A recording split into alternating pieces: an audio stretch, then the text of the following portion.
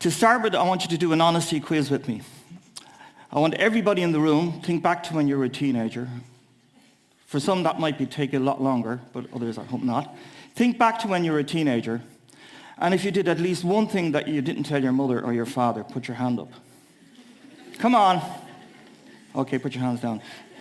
If you didn't put your hand up, it's too late. The thing is that a lot of youth and young people get bad press. We tend to vilify young people. Not all the time, but very quickly in the media, young people are seen as the cause of problems rather than the solution. What I'm going to do with you over the next couple of minutes, I hope, is talk to you about why youth are important, but why empathy education in terms of in schools with youth in a very innovative way holds really good promise and is something we should take seriously. By the way, 82% to be exact, of young people grow up with absolutely no problem in their life. And of the roughly 20% that do, less than 20% that have a problem, 80% of those just grow out of the problem. So the rule to be a good parent is do nothing. And actually it's true. But it's really interesting. I'm doing a lot of more serious work in relation to my work with UNESCO in relation to youth extremism and violence. And it's really, and I didn't use the term youth radicalization because I think being radical as a youth is a good thing. I'm a radical adult. There's nothing wrong with being a radical youth. But even in terms of the really serious issue of violence prevention and youth extremism, it really is interesting that in the work that I've been doing with UNESCO and with the UN, what has become clear is that it's not just the internet that's the issue. The issue actually is around empathy. And you heard a little bit earlier on empathy. So let's talk about what is empathy and be really clear about what I'm saying when I talk about empathy.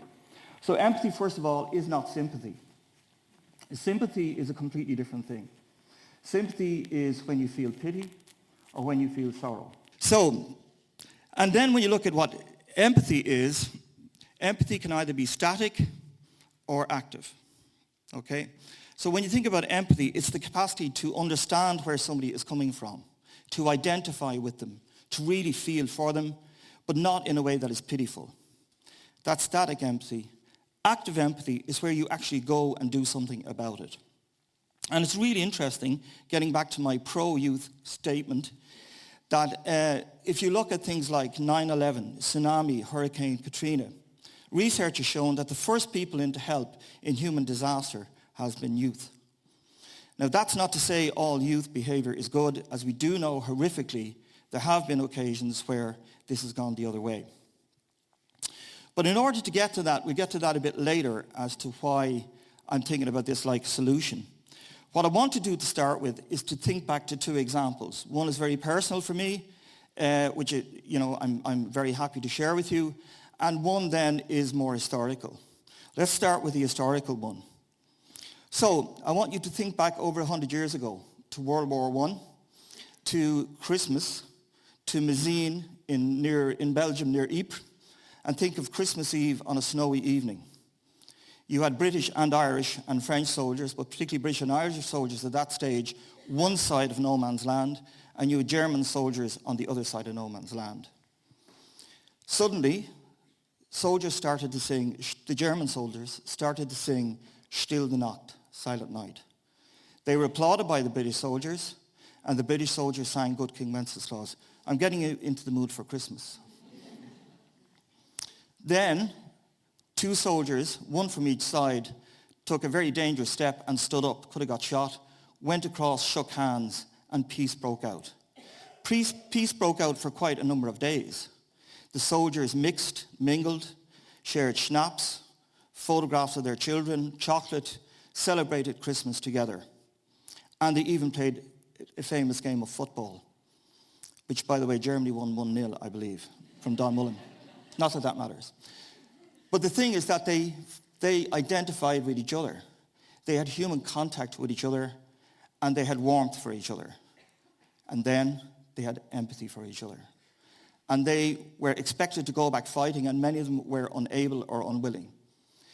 A number were court-martialed for fraternizing with the enemy, and others were just sent back from the front and other soldiers put in.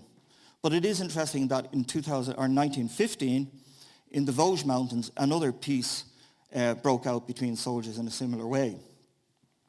An amazing part of the story, and this is true, that there was a cat. Now, the cat was called Felix by the British soldiers and Nestor by the German soldiers, which is very confusing for the cat. The cat carried messages across no man's land, scribbled into a little thing on his neck, or her neck, or his neck.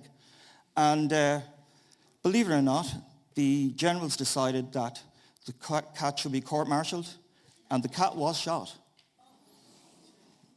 No empathy there. So I think we should start a campaign for Felix / Nestor's brought back into, not back to life, but brought back and to be condoned for his good behavior. But it is interesting that in a war situation, that is how powerful empathy can be. And the example for myself is not a one that I talk about very much, but I'm the youngest of a large family.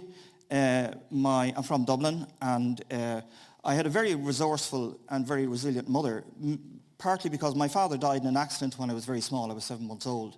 But I went to a Christian Brothers school in Dublin where corporal punishment was rife. And I was reminded lately around this whole issue when I read Roddy Doyle's new book, Smile, and heard him being interviewed about it. And there are many people for whom the physical abuse of schools was not an issue. Some famous broadcasters, I'm not going to name, said it did me no harm. Well, good for you, but it did a lot of people harm. And the interesting thing about that story is thinking about passive and active empathy for me was I stood up for another kid in the class and got hammered, physically assaulted, by a lay teacher actually. And after it happened, I remembered in the faces of my peers that they could do nothing, and I saw pity. Luckily for me, getting back to my mother, I went home and I lived nearby and I told my mother. And my mother came down and sorted it out. And when I say sorted it out, I mean sorted it out, right up to the head brother. She was using active empathy. Think about this now. What do we want for our kids when they go to school? And I work in an education institution. I really, really think we have to think seriously about the Leaving Cert. I think we really have to think seriously about education systems. But one thing we do know when we send our kids to school is that we want them to learn mathematics, to read, to write, and so forth. But we also want them to be good people. We also want them to be caring people, regardless of religion, regardless of creed, sex, regardless of everything. We want them to be human. And I would argue very, very strongly that empathy education in schools should be compulsory and can be done easily and well. There are 2 examples I will give you, one in more detail. The first example relates to the work of Mary Gordon in Canada, who has developed a program for primary schools called Roots of Empathy, an absolutely excellent program pioneered by her. And in that program, a small baby is brought into the primary school with the mom or the dad, usually the mom, into the school. And the children identify over a year with the baby. They make eye contact with the baby. The kids goo at the baby. They notice that the baby is sitting up. They notice the baby's farted. They notice whatever happens. And they talk about it. And they talk about how the child has changed. They connect with the baby. They don't see the child as in any way other than that beautiful child. And that program, Roots of Empathy, which is in Irish schools, Bernardos have introduced it, is really a brilliant program. I am really interested in adolescents in the research centre that I work in. And with colleagues there, Dr. Bernardine Brady, Ciara Boylan and Danielle Kennan, we've been working on empathy education for secondary schools.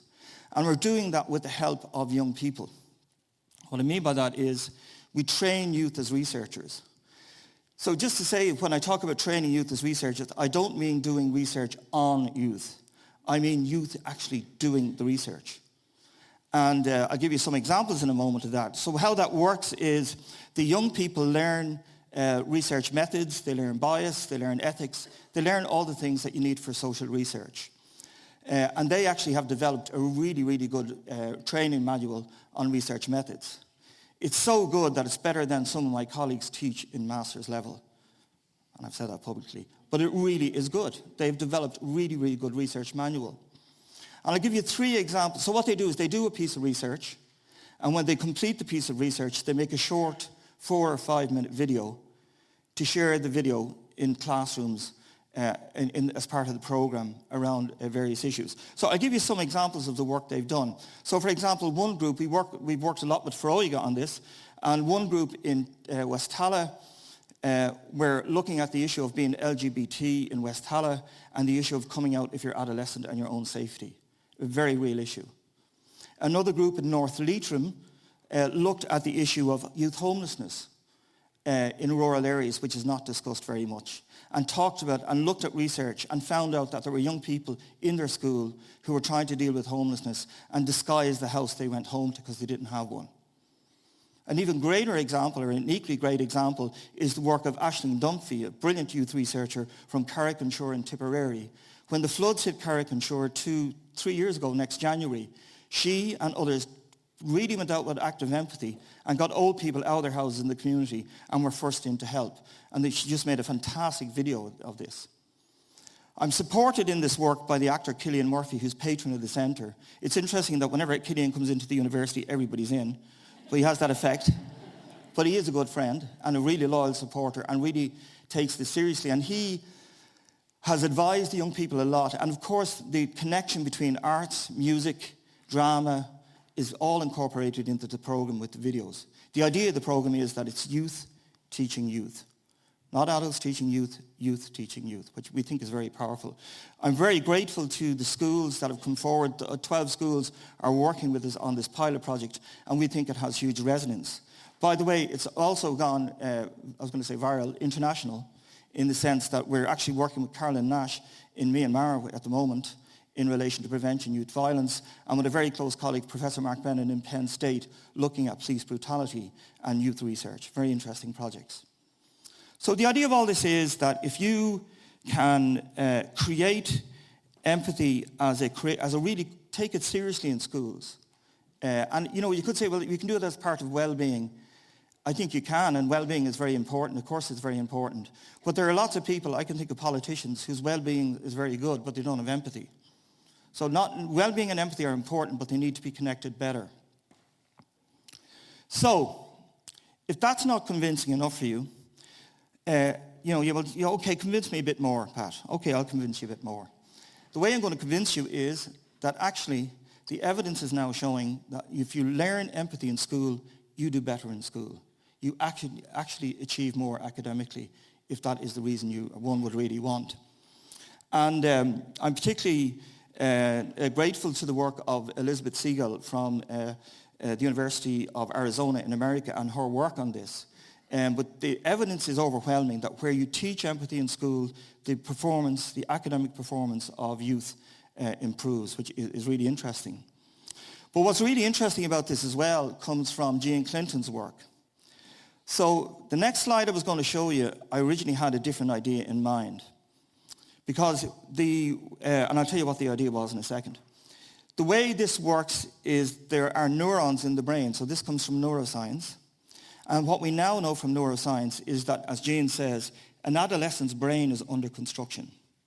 So do you remember back when you were a teenager and you were lying in bed on a Saturday morning and you wouldn't get up till 12 or 1 and you really wanted to sleep? You should have been let sleep. Your brain is still developing. Now, if you're out the night before, that's your own business. That's a different problem. But generally speaking, adolescents need to sleep. They need to sleep because their brain is still growing. And what we know from neuroscience, who are the nerds, I'm not a nerd neuroscientist. By the way, my wife always told me, if you start talking, I could share with you what I did for my PhD, and this is not in any way disingenuous to Emer, but my wife always says the quickest way to clear a party in the house is to either show photographs or get Pat to talk about his PhD. People leave pretty quickly.